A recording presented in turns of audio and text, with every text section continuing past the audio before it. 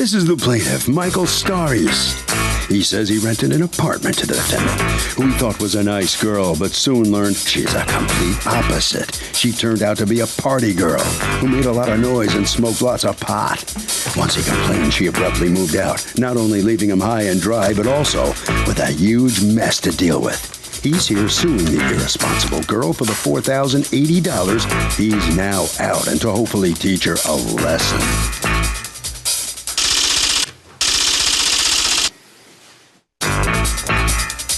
This is the defendant, Sue Ellen Monroy.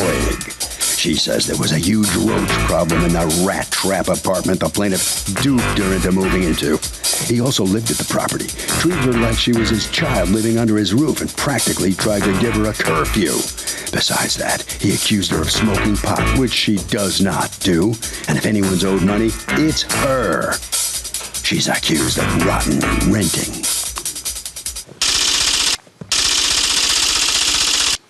The defendant has filed a countersuit for $3,100 for the return of rent and partial security deposit. All parties, please raise your right hand. Welcome back to the People's Court. Next case on the docket, the plaintiff rented an apartment to the defendant, but she was crazy. Lots of pot and parties, and then she moved, leaving the place a mess. Now, the defendant says she doesn't smoke pot, and he treated her like a kid. It's the case of Doobie don't. Thank you, Douglas. Mr. Starius, you're suing Ms. Monroy, your former tenant, for $4,080 that you say she owes you in damages and rent. You have a counterclaim against him for $3,100 in rent you want returned to you that you already paid, plus security deposit. Okay, talk to me. Tell me what's going on. Ms. Monroy answered an ad in Craigslist. To make it short, she wrote a nice letter, educated woman, responsible. It looked good. The pedigree looked very, very good. Shortly after that, her boyfriend was going to help her move in. Then he became more and more apparent that he was there. I guess he was working at nights, or he wasn't working at nights, but it turned out he's hanging out on the deck. This is a little small community with 4 houses, children. You own all 4 houses? Yes, yes, I do. And I was living in one at the time. Okay. Get a couple of complaints about marijuana smell. Who'd you get complaints from? People in the front apartment. Okay. One Sunday night, I shoot over there because I want a surprise visit. Someone opens the door, denies the whole thing. It's like a big puff of smoke comes out of there. It was like, and I still didn't ask her to leave. You recognize the smell? Yeah, I did. But I didn't inhale. Okay, yeah. I figured that was coming. Okay. Didn't really say a lot about it. Just said, listen, it's got to stop. And I caught him once. They were rolling a blunt out there. His boy's working on the car with them. There's the bus stops right there where the kids get on. And I went in to do a service call, and there's mattresses all over the living room. And how'd you know there were mattresses all over the living room? Because I went in there to do a service call. She complained about roaches. Okay, but that's really none of your business. None of my business at all. Right. All right. So what happened? Get to the case. What happened here? Well, she moves out. She sends me a letter. Okay, now why did you move out? You moved out in the middle of a lease?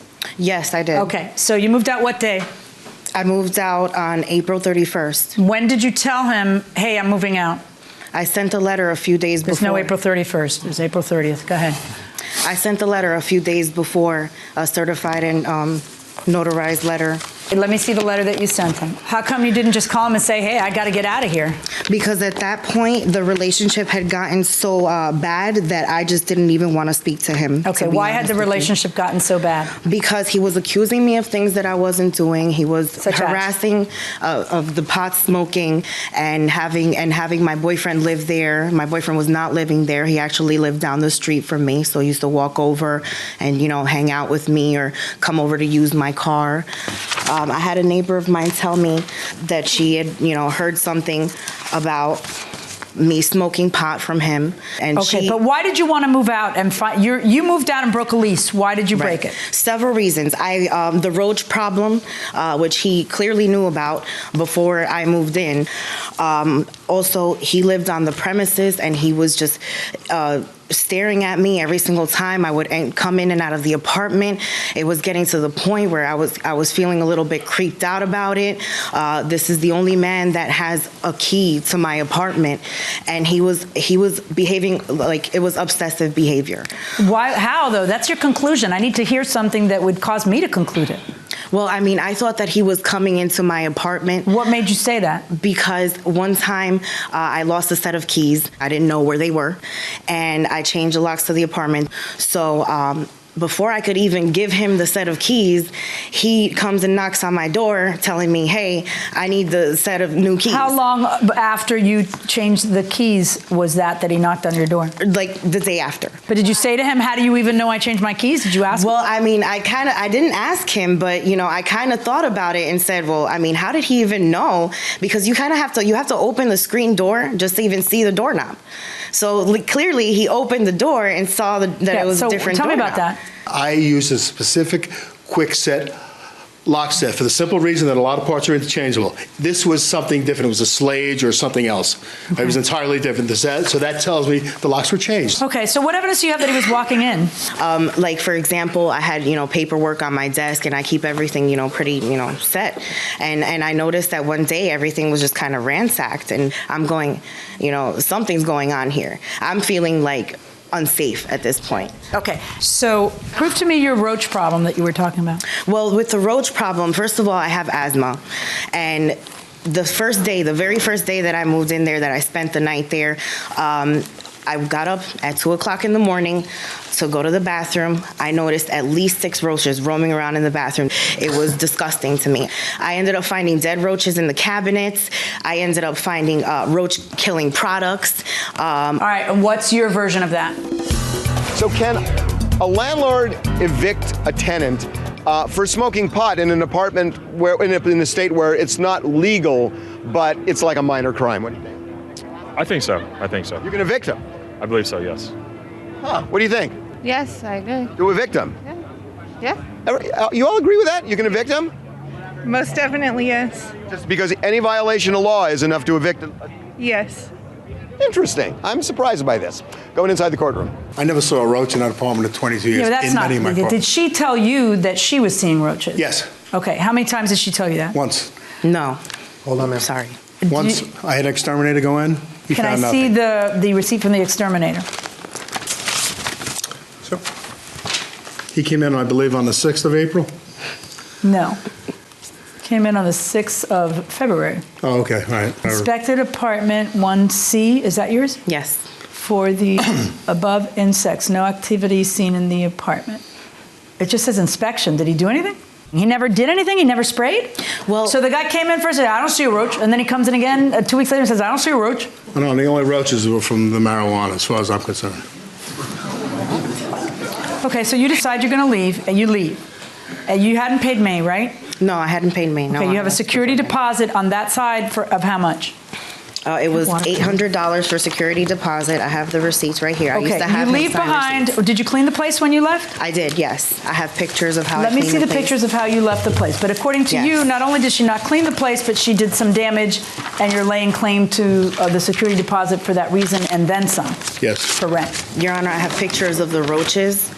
I have pictures of the roach-killing products that were left behind in the apartment that I'm assuming either by him or the previous tenant. These are pictures of the damage that I had left behind. What damage did you leave behind that you photographed? Well, the closet, the railing in the closet apparently wasn't reinforced. As soon as I put my clothing into the closet, the whole thing fell. And it's not even like I have clothing wall to wall either. I just put my clothes up and the whole thing fell. So I don't see how that's my fault. And I didn't even hang up the clothing when I first got there. All right, so I see in her pictures numerous insects. Let me see your pictures of the damage. Let's talk about that. You want her to replace the carpets? Yeah, absolutely. Because according to you, what? Oh, it was burns and stains and... What's this, a bong? Yeah. What? Is this your bong? Your Honor, I've never seen that before. Yeah. Where did you find it? Kitchen counter. Who would do that? Who would leave that behind? You'd be amazed at things people leave behind. I don't know. She's such a pothead. She'd take her bong. It'd be like the one thing she remembered. It looks like a cheap bong. I don't know. Maybe they got a bunch of them. What happened to the window shade? I don't know what happened to the window shade. Broken. That was there's like that. There's a wood plank broken. That was like that when I got there. I know what that is. Did you ever take pictures when you moved in? No, I didn't take. I highly suggest that you do that. Do you have a phone? Point. Yes. Does your phone take pictures? Yes. That's not just for food and private parts, guys. Okay? It's also for evidence. That's the best use of it. You move into a place, you snap a bunch of pictures, email it to him immediately, say, I just want to make sure that you are aware these are these problems. I don't want to be blamed for them. What is this a picture of? What condition did you hand her the floor? Yeah, I know, but I don't know how old these floors are. They look really old. How were they when you handed them to her? You got to prove that she did all that damage. Okay. What's this, a stain, right? You said there were burn holes. Can you tell me which of these are burn holes? Because it's hard to tell from a picture. This is a burn? Yeah, this is a stain. That's a burn. And the pennies just happened to be there? It's just debris left on the... I thought somebody was trying to show me the scale of a... You said this is a burn. That one's a burn. There's a burn mark on the carpet. How'd they get there? Did you smoke cigarettes? No. Did your boyfriend smoke pot? No. Well, somebody was smoking in there. That wasn't from me. That must have been before me. Are you going to say that about everything I show you? Well, I mean, not about everything. I mean, I do admit to the closet. What's this a picture of? That's something left behind. She had left it behind. We had to dispose of it. What did you leave behind? I left behind a dresser, and he's told me that he was going to be in charge of disposing it. Okay. You're not supposed to leave anything behind, but obviously something's going to get deducted for having to dispose of the junk you leave behind. Right. Who was in charge of cleaning the refrigerator and the stove when you left? I did not leave that like that. What do you think he did? Like put a bunch of grime on it for the pictures? I mean, I know that that's not how I left it. When did you leave? I left on the 31st. Of what? Of April. Of what year? Not accurate. Well, Walmart, for some reason, they're... Well, your Walmart pictures have I know. March 13th. You knew exactly what I was looking at. Yeah, because I looked at it the other day. The chronological stamp at Walmart is all screwed up. It's odd. Yeah, the bong picture is in March. Okay. Your Honor, Do you have any pictures of how you handed the apartment to her? The answer to that's no, right? No. You don't have any pictures of how you handed the apartment to her? Okay. You were suing him for the return of 3 months' rent. What's that about? Well, I mean, I feel that because of the roach problem that he clearly knew about before I got there, and you know, he says that he paid a fumigator to come in there and fumigate, but that's not true because... No, I'm so confused because a fumigator walked into us and said, nope, no problem here. That's like not what if I pay a fumigator to walk in, I pay him to walk in and do something. Your Honor, I told him about... You can't put a fire out that's not there. You can't put what? A fire out that's not there. That's ridiculous. I've never seen a landlord hand me a bill for a guy who came and didn't do anything. Your Honor, that's because it's a fake bill. That's what I figure. Did you change the locks? After she left? Yeah. Yes. May I see a receipt for changing the locks after she left? Ray did. Ray's the man who does my work with 10 or 12 years now.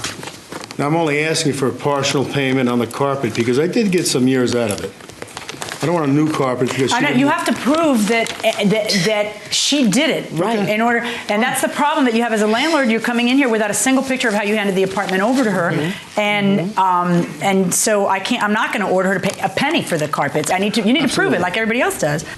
And I'm sorry, you're suing for return of 3 months' rent. Why again? You lived there. Well, Your Honor, I couldn't even move in my furniture really because I was afraid that they would nest in them. Okay, the answer's no to that. Here's what I'm going to do.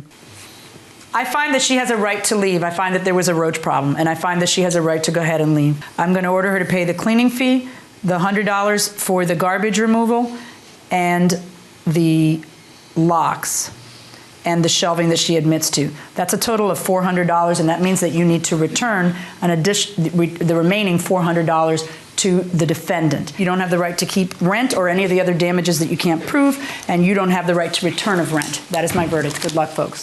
So a lease means nothing? Well, here comes the plaintiff out in the hallway here. This case is now over. Step in here. She gets $400 returned, and your reaction is what? The justice system has just been castrated. Well, some people win, some people lose. Absolutely. Absolutely. That's all that happened. It's more than that. You set a precedent. All right? You cannot honor a lease or a contract, and today's youth is like that. They just think they don't have to honor a handshake or a contract. Why did you take and this is a perfect example. Why didn't I? I don't know. Because I was going to have him testify that place was pristine. That place was pristine. Didn't get the opportunity. You knew what I was going to ask, right? I'm done. Later. All right, step on in here. You get $400 back. Your feeling coming out of the courtroom here? I think the judgment was very fair with her verdict. I did admit to some, leaving some damage behind, but Why'd you stay there for 3 months if the roach problem was so bad? I mean, I thought I was stuck. I thought I had to stay, but then, all the problems kept building up, and I just wasn't feeling comfortable living there anymore. Okay. All right, let's go to Harvey. See, I was surprised that a lot of people here, most people here, seem to believe you can evict him. The fact is, it is a violation of law in many states still, and in the states where it's a violation of law and the lease says you can't break the law, it may be grounds for eviction.